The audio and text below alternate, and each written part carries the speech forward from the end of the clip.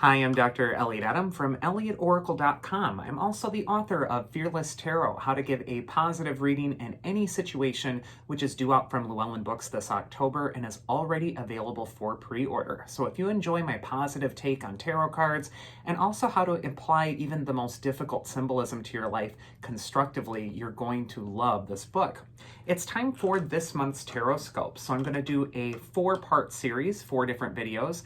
And in this first video, I'm going to go over the astrological signs of Aries, Taurus, and Gemini.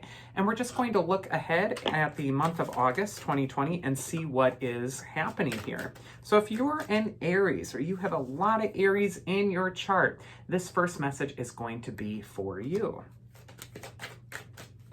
So what comes up here? The Queen of Pentacles, Queen of Cups,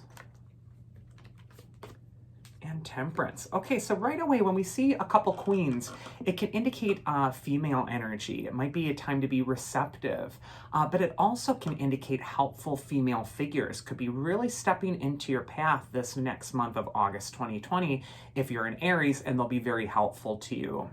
On the Queen of Pentacles card, you see the queen who's looking at her coin. She's really focused on what she's trying to manifest. So this is a really great card for starting a project or trying to get something to be successful.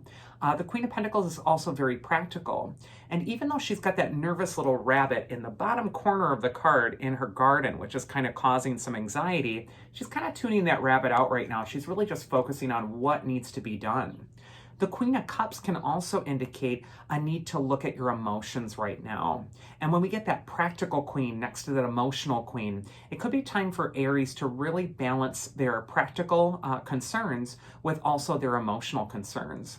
And this is really tied together with that Queen of Cups because she's really valuing that chalice in front of her. She's really looking at it as important. And the chalice is a symbol for her feelings, for her emotions. The Queen of Cups says it's time to process your feelings. Even if they're difficult, it's time to sit with them. And it's also not lost on me for Aries that we have that angel of temperance right now too. And how beautiful to tie the two images of the queens together, because the angel of temperance has one foot on the dry land or earth, which is the Queen of Pentacles element, and he's got one foot in the water, which is the Queen of Cups' element. And so this could be a time where you're really balancing, again, that emotional needs towards also your practical needs. And it's important not to let one take precedence over the other. If you approach life with balance, Aries, this next month, it's going to be wonderful. And the Angel of Temperance is also pouring one full cup of water into an empty cup on the card. And this could just indicate that it's time to replenish something that might be neglected or might need some reinforcement. So if you've been too heavy on the practical side, it might be time to instead invest emotionally. And if you've been too emotional or too in your feelings or too in your head, it might be time to get out and get something moving or to manifest something. So that is the message for Aries this month. Next, we're going to go into the astrological sign of Taurus. So if you are a Taurus or if you have a lot of Taurus in your chart, this next message is going to be for you. 3 of Swords,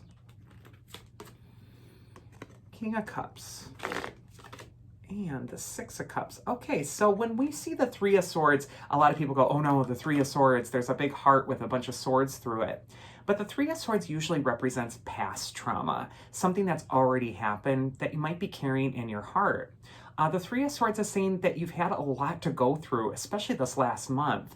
And emotionally, it's time to maybe let go of those painful moments. We have these other 2 cards which are associated with the past. You got the King of Cups, who is associated with the astrological sign of Cancer, which is famous for having a computer memory for everything that's happened in the past or looking back. And then we have the card of the past, the 6 of Cups as well. So that's tying into me a symbol that it's time for Taurus to let go of something painful, difficult, or stressful that you've just encountered, and it's time to finally let your heart be free from that. The 3 of Swords shows that heart that's hanging onto those swords, and the swords are those painful moments from the past. And for that heart to heal, and for that heart to float naturally above the clouds, it's got to let go of those swords. but sometimes the swords represent power. Sometimes we think if we hang on to something that was challenging or difficult or even hurt us, it somehow makes us more prepared for the next thing, or somehow we are stronger as a result of it, but it's just keeping you in a state of suffering. So these cards for me for August for Taurus are all about just letting go of the past, moving forward, and not necessarily replaying it in your head at this time. Also, the King of Cups is a card of home or the house, and so is the Six of Cups. So this could be a really wonderful time to do a lot of healing work in your own home or in your safe space. And if you really do tend to your emotional needs at this time for Taurus, it will pay dividends. So this is a good time to clear out the old energy and make room for the new. I'm having a feeling that probably by the time we hit September, Taurus is really going to make a comeback or really bounce back full strength. But right now there are some healing concerns that really need to happen. So don't push yourself too hard and just take it nice and slow and steady, as Taurus likes to. And then our third astrological sign we're going to go into in this video is Gemini. So if you are a Gemini or you have a lot of Gemini in your chart, this is going to be the message for you for August 2020. First, Two of Wands. Next, the Star. And finally, the Five of Pentacles. Okay, so Gemini has a lot of goals, a lot of dreams, a lot of ideas. And what's kind of tricky about this is you might be putting the cart before the horse. The first card we got is that Two of Wands, which shows that ambitious merchant. He's wealthy. He's got everything he could possibly want. He's got a great view, a great castle. He's got it all. But he's holding the globe in his hand. He's holding the world. And it's as if he's not 100% satisfied with what he has now, but he's still thinking, oh, I need more. I need to go and do more. I need to be more. I need to really establish myself further. And this could just indicate that for Gemini, it's important to just stop and be present. The Star card is coming up, and the Star is a symbol for being a visionary, seeing things ahead of time. It's also a symbol for hope and wisdom. And there could be this transcendent, like big picture thing that you have all fleshed out in your mind, and you're just so eager to go out and get it done and to do it. But the Star is more about a long-term result.